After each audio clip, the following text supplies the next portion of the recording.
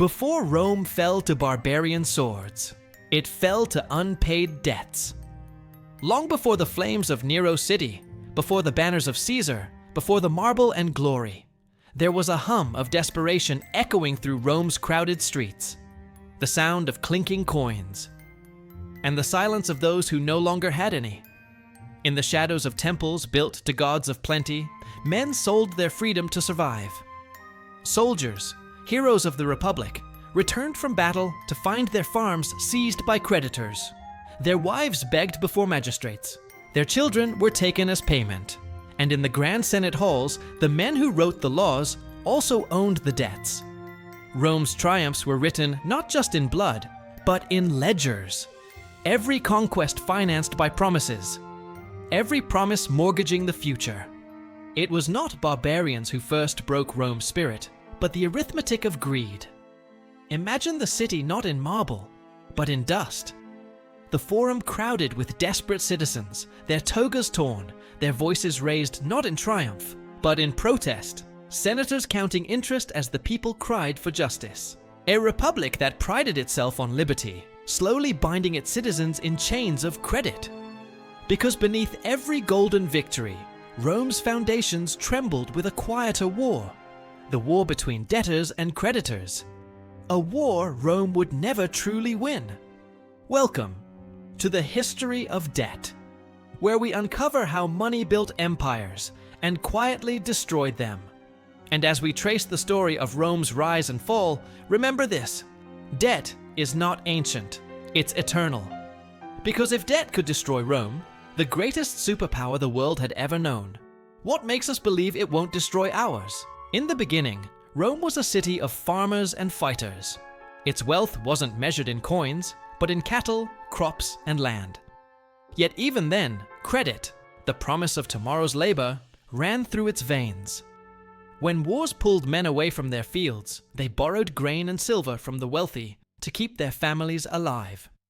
When the harvest failed, they borrowed again. And when they couldn't repay, they didn't just lose property, they lost themselves. This system had a name: nexum, debt bondage. To borrow was to risk your freedom. To default was to become a slave in all but name. You could be chained, beaten, or forced to labor until the last coin was paid. But the lenders were not villains in their own minds. They were Rome's elite, patricians, the guardians of law and order. They claimed that debt kept society disciplined, that contracts were sacred, that Rome's greatness depended on keeping promises. Yet as wars expanded and victories piled high, so too did the debts. Soldiers fought for Rome's glory, only to return to find their land swallowed by creditors. Those same creditors grew richer, buying up the fields of the indebted, turning free men into tenants, and tenants into beggars. Debt became the first true political weapon. Because when the common man owes everything, his vote, his loyalty, even his body, belong not to Rome, but to the man who holds his debt. The city that once claimed to free the world from kings had birthed a new kind of tyranny, one made of contracts and interest rates. The marketplace became the battlefield, the courtroom, the arena. And Rome, the proud republic, began to fracture between those who owned and those who owed. The tension could not last forever. By the 5th century BCE, the debt crisis had reached its breaking point.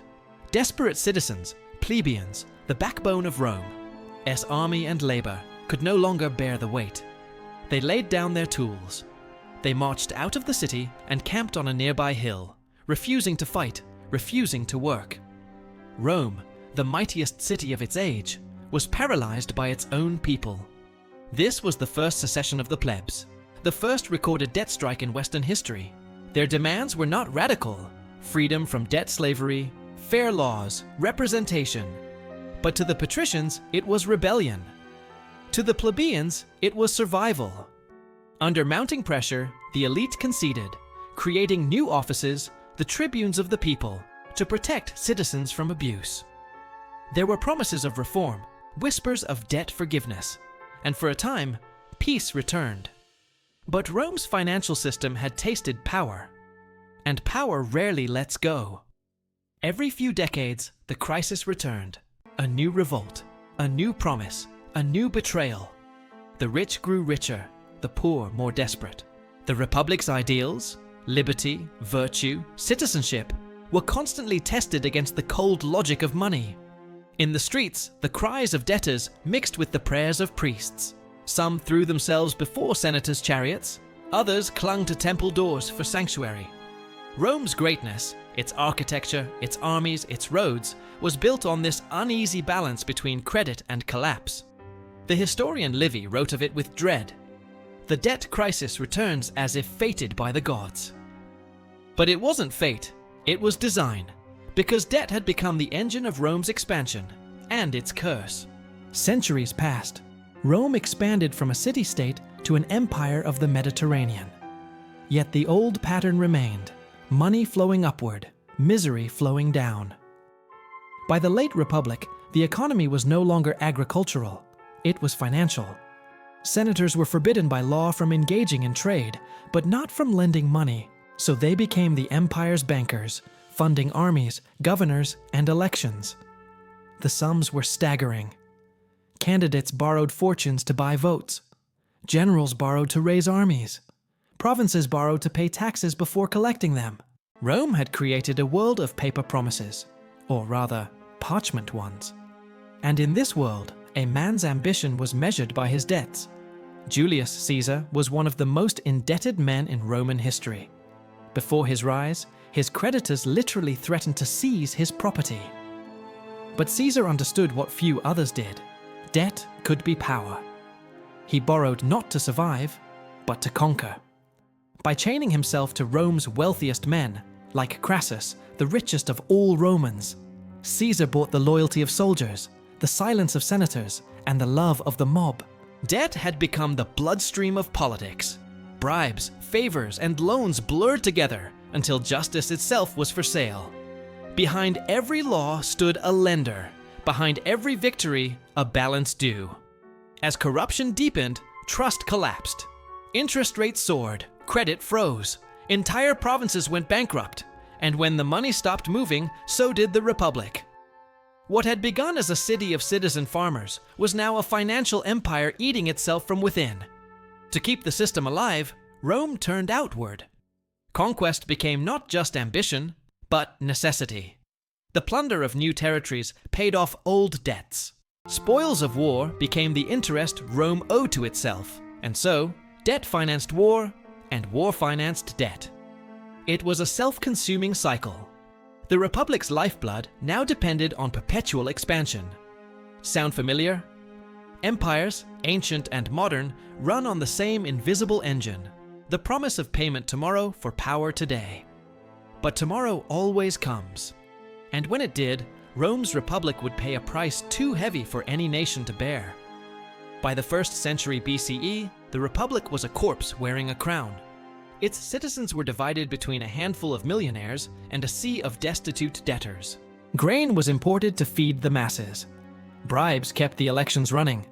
And the Senate, once a council of virtue, had become an auction house for power.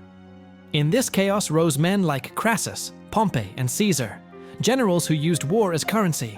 Each promised reform, each promised relief, but their real business was empire. Crassus made his fortune in real estate and fire, buying the homes of the desperate for pennies. Pompey looted the east to pay his legions. Caesar plundered Gaul to repay his creditors. Rome no longer produced wealth, it extracted it. As the Republic's debts grew, so did its moral collapse. Senators accused one another of corruption while accepting gifts in the same breath. Magistrates sold justice to the highest bidder. Even the coinage, Rome's proud denarius, began to lose its purity. Silver was mixed with base metals, its value diluted, its trust eroded, and in the streets, inflation spread like a disease. Bread doubled in price, debtors rioted, lenders fled. The economy, and the faith that held it together, began to disintegrate. When the money became worthless, so did the Republic's promises. Caesar, now dictator, tried to cancel a portion of debts. He restructured laws, restored land, and calmed the markets. But it was too late. The Republic's foundation, Its belief in shared sacrifice and civic virtue had already been sold.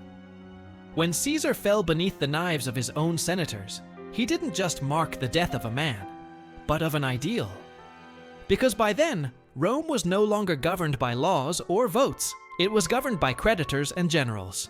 Its greatest enemy was never across the sea.